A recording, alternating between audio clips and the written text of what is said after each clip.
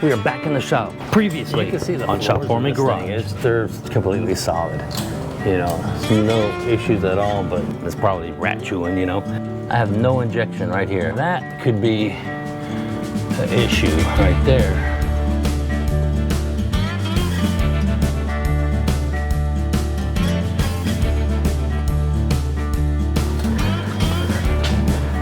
I got it. Lightning juice.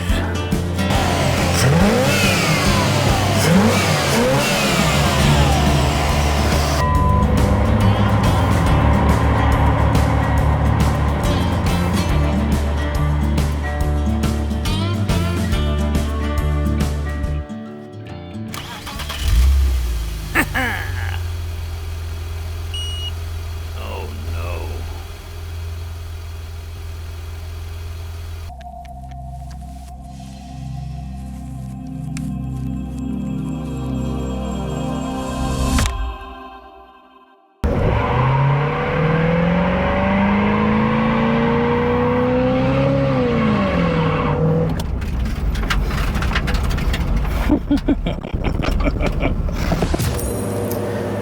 We are working on the Firebird Formula today, and have a playlist. If you haven't seen the prior videos to this, I'll put a link right up here in the corner, and you can check it out. And while you're at it, don't forget to check out Shop Formula Garage on Facebook. There's a link in the description box below. Thanks for your support. Welcome back to Shop Formula Garage. We are back here in the shop, and that burnout is courtesy of Purple Power. What's Purple Power? Oh, it's a special fuel that gives you extra power so you can do burnouts. Nope. Purple Power. It's a degreaser. Spray it on the wheels, makes them spin. Today we are going to attempt to get this engine out, and it's starting kind of late in the day, so hopefully we can get it done. The first thing we need to do is remove the transmission. These engines come out a lot easier with the transmission out, so we're going to drain all the fluids and remove the transmission. Probably we're going to definitely get this hood off, and the radiator too, let's see, gonna remove the distributor. The distributor likes to push itself up against the firewall and crack and stuff, although we're not going to be using that distributor, but you know, it's still a good part.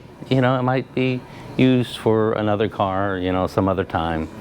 So we're definitely going to save on that, and we'll save on everything that I possibly can.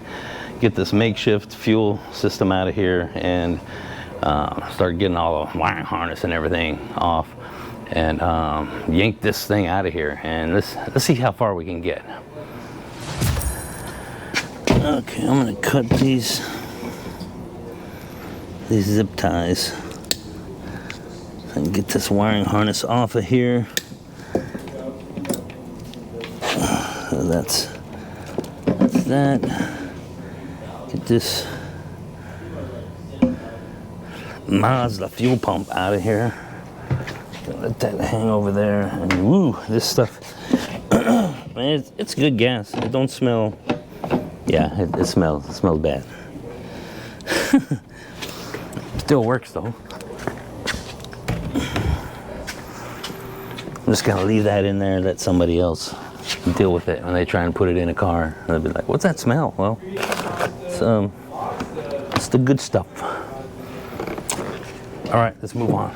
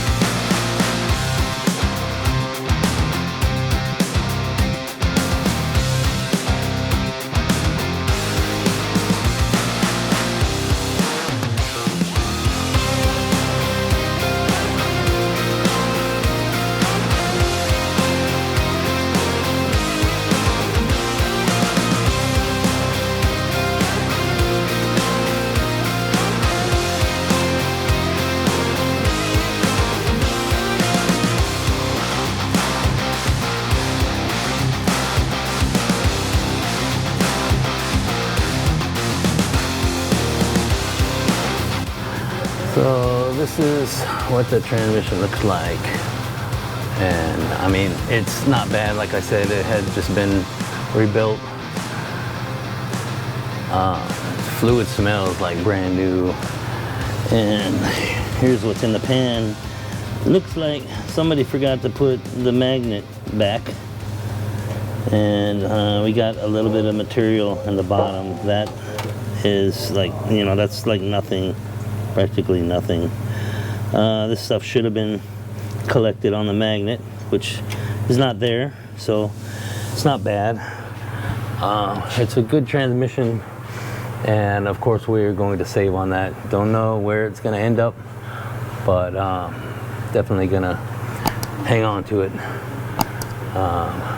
This differential right here, most of all this collected dirt and everything, and I sprayed it down with brake clean, but pretty much all of this was due to that transmission leaking and all over the differential. I got the thing in neutral right now, so we can pull the drive shaft off. I'm just gonna get this pan put back on here. I just wanted to drain the fluids so that we don't have fluid leaking all over the floor. So let's get to that.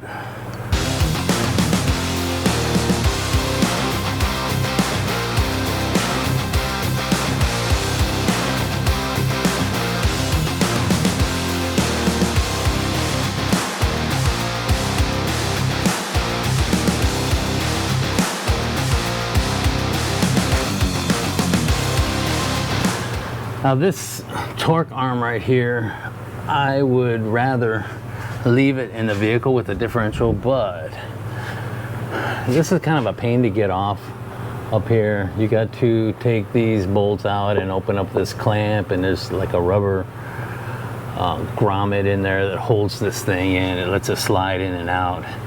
And these bolts start here and they go all the way through, and you can't pull them out.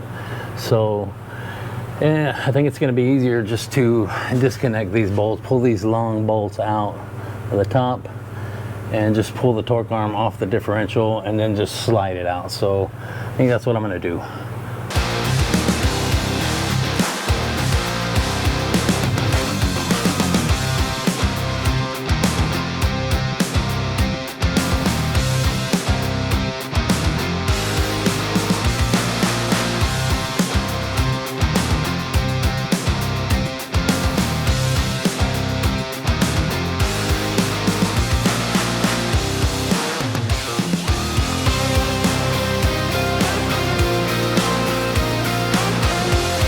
That was easy.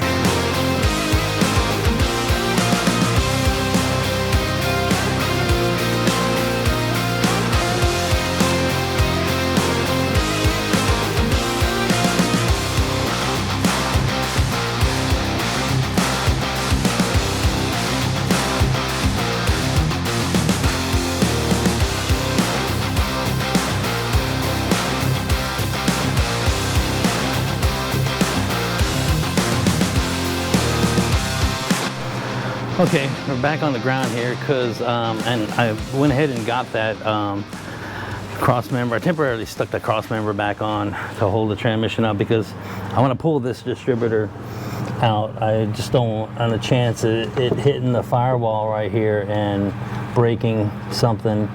Also, I need to get the throttle kickdown cable off. It's this bottom one actually. I think, which one is it? One of them. One of them goes to cruise control. I think that's this one. One of them is a throttle, and they're all gonna come off. Anyway, yeah, I don't wanna miss that kickdown cable because we're gonna be using the 700R4, and I'm gonna need it. Not that I don't have another one that came from the other car, but I don't wanna mess it up. And hopefully it'll work. Well, that's for another time. Let me get this stuff out of here.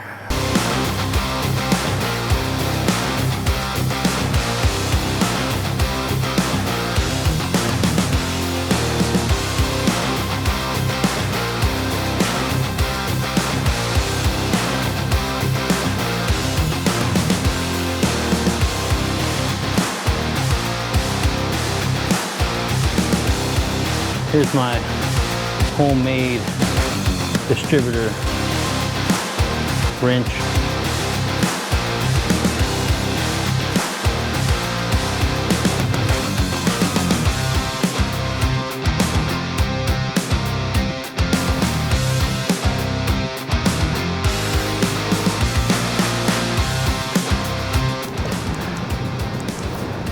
There's a lot of corrosion and stuff on the top. This, I do not remember this thing being green. Of course, I have over the years changed out some of these pickup coils, and this definitely replaces the ignition module. But this thing, I'm trying to turn it. Look at that. I can't turn it. I mean, seriously, it's not spinning.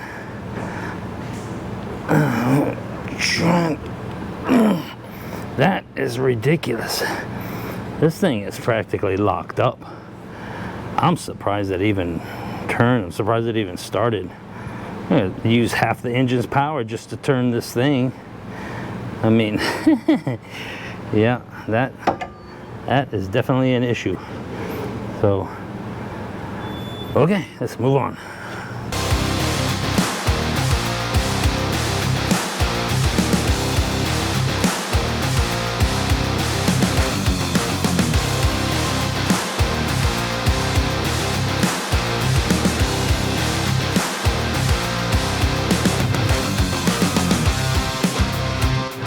This is what I'm dealing with here. I'm trying to get these cooler lines off, and I mean, they were really tight. I managed to get them loose with the line wrench,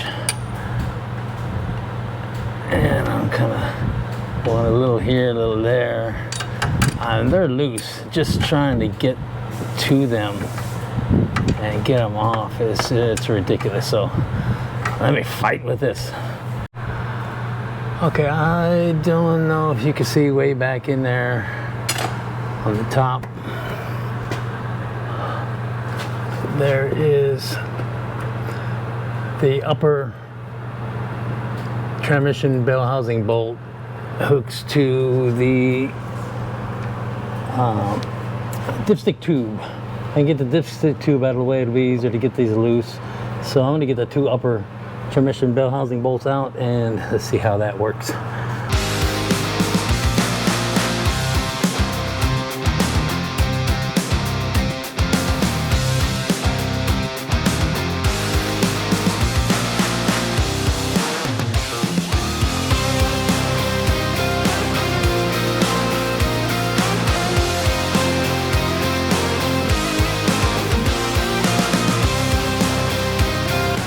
Okay, I got the other transmission, or the transmission cooler lines off now. Just pull the bell housing bolts and the transmission just come right out.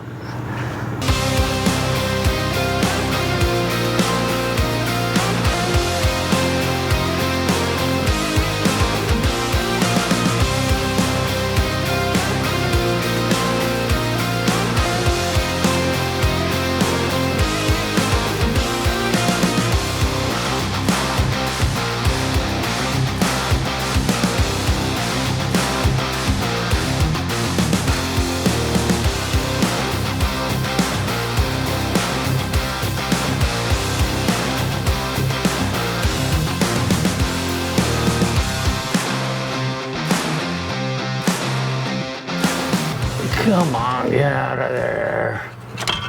It's like the cable got stuck on the coil up there. There it is. Okay.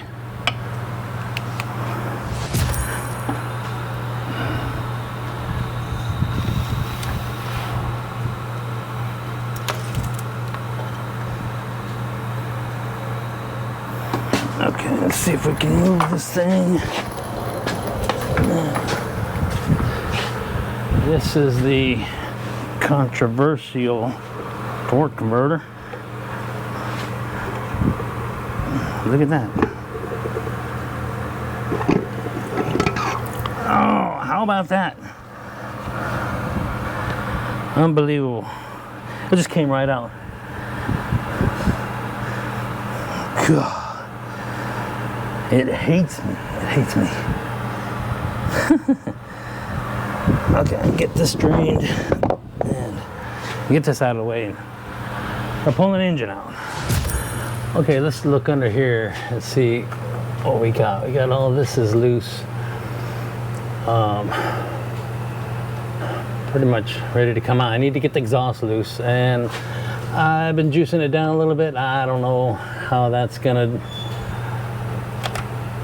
do, but we got to get the exhaust loose before we go back up on top. And look at this light right here. Got this old crusty old wiring. Here's another one right here. So yeah, back in the day, we didn't have, you know, really cool, you know, neon and LED lights. We didn't have LED lights.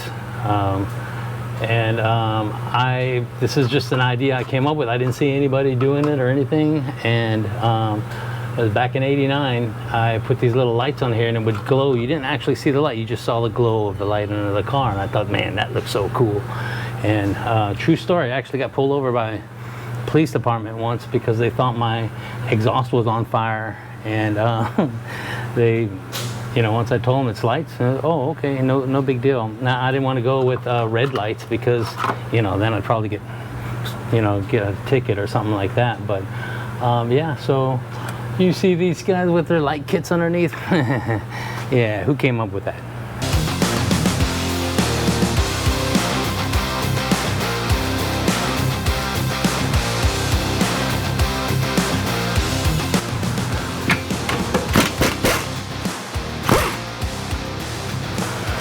Things are starting to fall.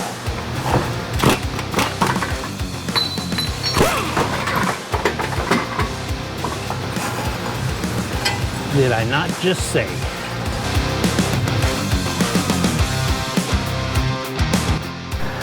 Okay, I got that exhaust out of there. That took some finagling to do. I had to get the thing on the ground and move the lift to get it out from under here. I started pulling some of the wiring that I can see from down here. Before I talked about that being a knock sensor. That's actually a coolant temperature sensor. I think for the PCM or ECM, there's the knock sensor right there. Let me get the starter out. I went ahead and I couldn't get this cable loose. The whole thing's turning, so I disconnected the cable from up top while I had the thing down. So let's just pull the starter out.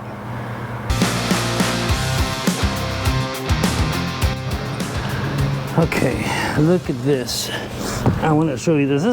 This is a big starter, gigantic starter, and that's starters they use. That's one of very many starters that were replaced on this vehicle. But look at this. You got this main cable coming down in here, and then you have this little bracket going over here to the solenoid. Usually right here, this solenoid, let me move this up to the bench here. Usually you have what GM has like a little purple wire that goes to the solenoid. This comes from the starter solenoid and from the ignition key, and it supplies usually around 7 volts. You know, you don't want anything less than 7 volts, and that energizes this solenoid here, and this thing pops back. Whenever it pops back, it supplies this battery power. This is usually straight from the battery to turn your motor and of course your Bendix gear or whatever.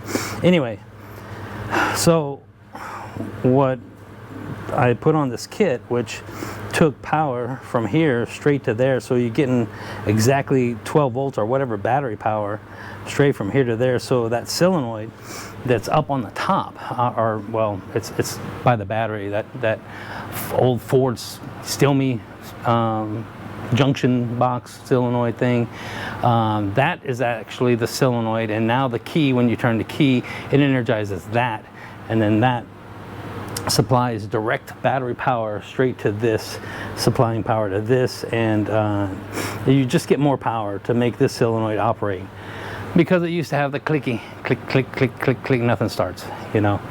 So this starter is going to go away, but I'll probably still keep this sort of system. If you look at this over here, this has got a mini starter, so this is high performance starter, and it works a lot better. But this one itself has the same setup on it, and you can't see it, but it has the same setup on it right there. Anyway, yeah, you can't see it. One cable. So, and that's how we're gonna do it. I think I got everything that I need to get off down here. I'm gonna go ahead and put that cross member back on, just so, you know, I don't lose it or anything.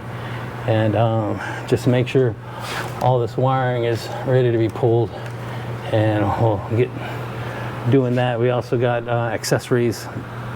They need to come off the front. We might pull the radiator. It would actually be easier if to pull the radiator and get that out of the way. Well, I mean, I don't know about easier, but easier when it comes to pulling the engine out. So we still got a long way to go. So let's go.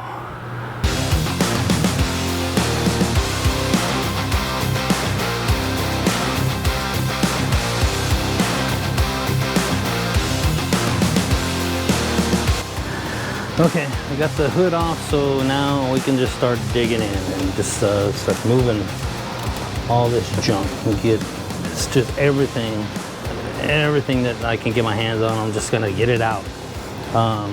This harness, I think they call this a C100 harness or something like that. Like half of this is gonna go. I'm not gonna need it anymore. But the other half we are going to need. Of course, it has all of the wiring for the front headlamps and stuff like that too. So that's of course all staying. Whatever is staying, we're gonna have to go through because of mouse chewing. Most of this harness over here is dedicated to fuel injection and stuff like that. It goes to the ECM underneath there. That's all going. But we'll deal with that once we get to it. First, we need to just get this engine out of here, and probably going to pull the radiator and all this stuff to give us some room, get some of these accessories off if they come off. GM, in their wisdom ways, decided to use stuff like that Torx bit. You can see the outside of it. This alternator has been replaced. It's like the Torx bit, they strip out, and then you have to grab them from the outside, and then you're lucky if you can get them off, you know. And that's the way they did, you know, with a lot of these, you know, on the front of these Firebirds and Trans Ams and Formulas and stuff. So let's just get to work and just get this all out of here.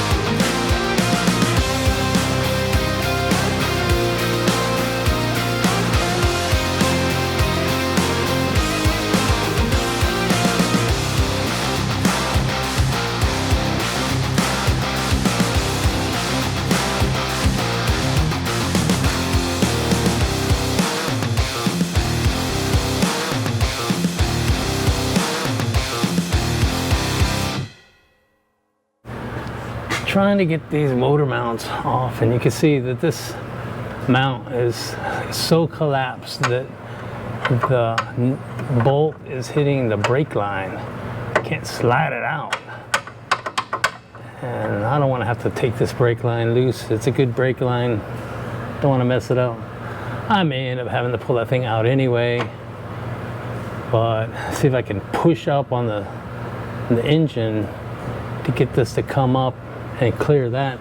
On this side, I got this little stubby wrench in there because I can't get anything below it because it's so collapsed. So I'll see how that works.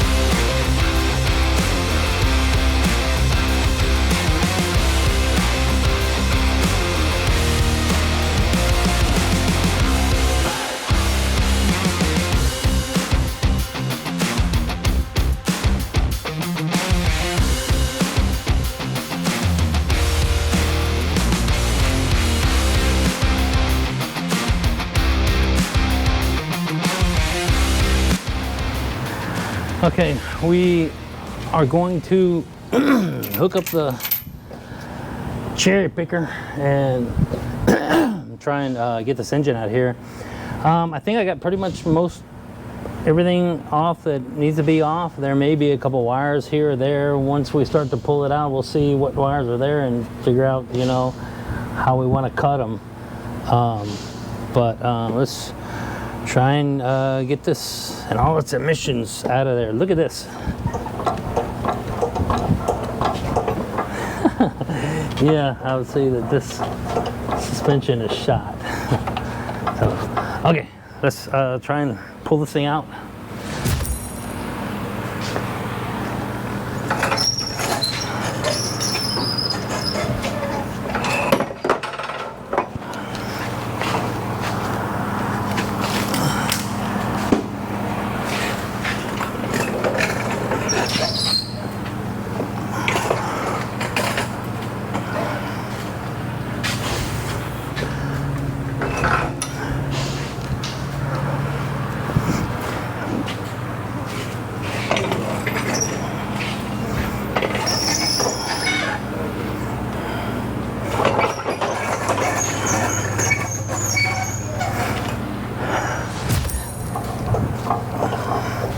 So it turns out the tire's in the way over there for me to be able to swing this thing around. I need a little bit more room.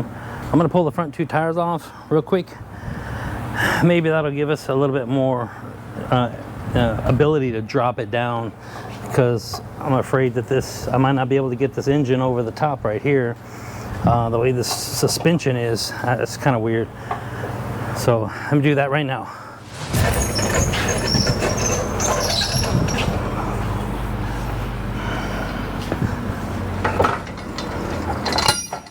What the?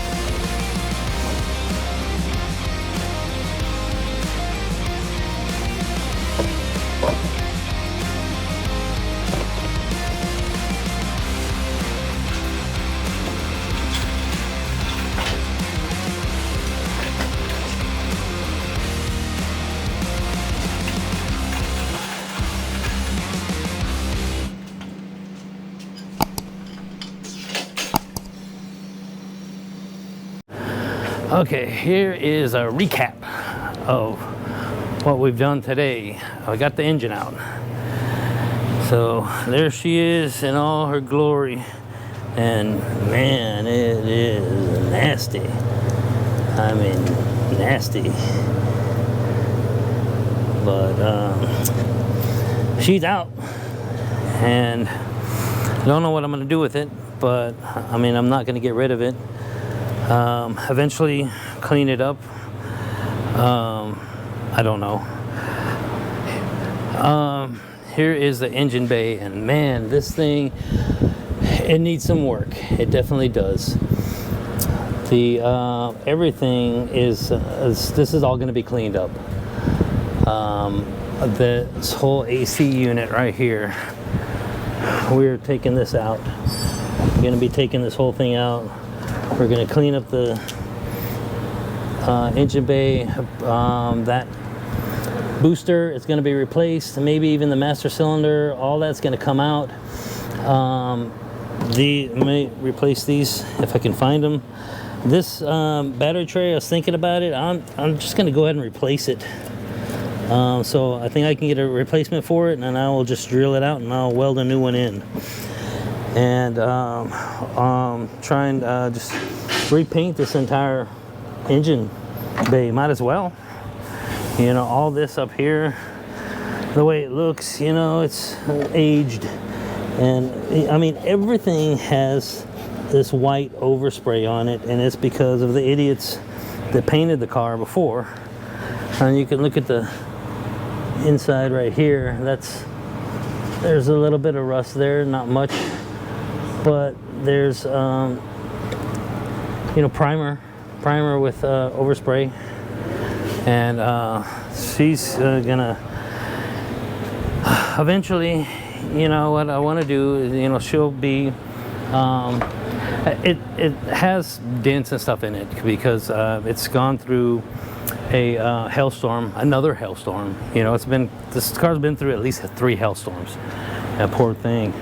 But I would like to completely get rid of this paint and just repaint it. And it's gonna be the same factory color. It's pure white. That's the color of it, pure white.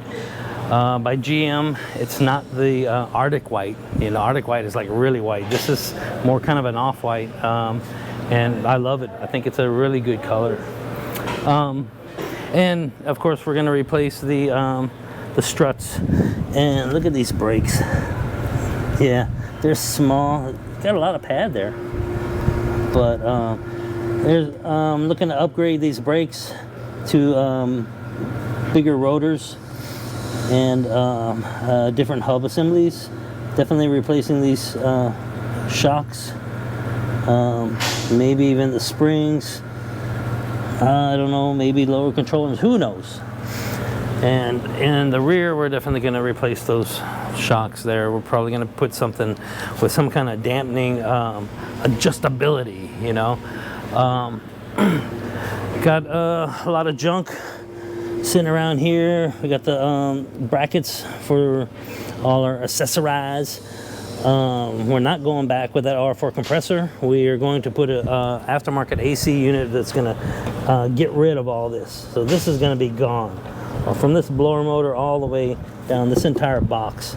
That's the idea. It's going to be gone. It's just going to be nothing there. It's going to be so cool. We're going to have more room for headers and stuff like that. That's going to be a lot better. And of course, this interior is going to go. Everything in the interior is going to come out. We're going to be running our own fuel system. Our new fuel system. We are definitely getting a new gas tank, and we're going to be running a fuel system. As of right now, I have that Holley fuel system that has a fuel pump that is bolted to the frame rail, and that's where you bolt it on the frame rail. So if the pump goes out, we can replace it really easily. There is a kit that they make where you cut a hole in the backside here, so that you can get to the fuel tank easier if you want to replace a fuel pump. but I don't really know if I want to do that, because I mean, we would be cutting a hole and then we would be covering it up. We'd be welding a bracket in there and then covering it up. It makes it easier to get in there, but if I can do it with a pump on the fuel rail, then that's the way I'm going to do it. It's going to get a new tank anyway, and we've already talked about the rear axle. That's going. Probably gonna upgrade the brakes in the rear, because the rear has drum brakes, and so we're gonna be putting some disc brakes on it. It's gonna take a while to get through all this, but that's what's on the agenda. Also, we're looking at this engine right here. This is the 383 that's going in it. And probably on our next episode, we're gonna tear this engine down. And these heads, these are Trick Flow G2 twisted wedge heads. They're really nice, but I believe we can get a lot more airflow if we get these things ported. So I am going to try and find a machine shop that will do a port and polish for me. It is hard to find. And it's hard to find a good, reputable machine shop nowadays. It's like nobody, works on engines anymore. They just replace them. And probably the best would be to find a machine shop that's also a speed shop, where they know what they're doing. Somebody that knows how to port heads properly.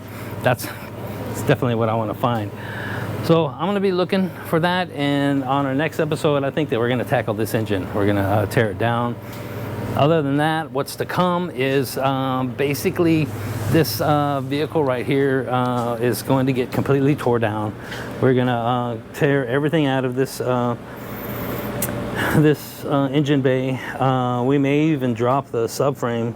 The subframe, I think that it can be cleaned up. It's still in good condition. It's got some rust and stuff on it. I think we can take care of it. I wasn't planning on sandblasting it or anything like that, but I think that we can clean it all up and get it looking great. Look at this.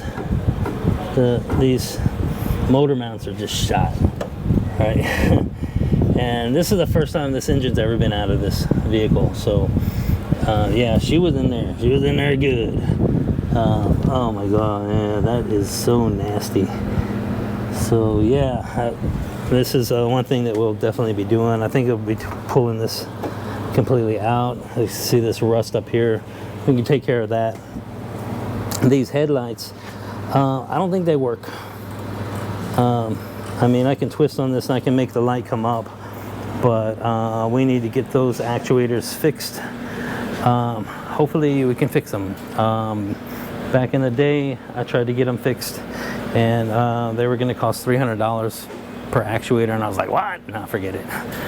But now I'll see if we can actually, if there's a kit where we can take it apart and actually fix it, or what, find out what's going on. So that is what's coming up.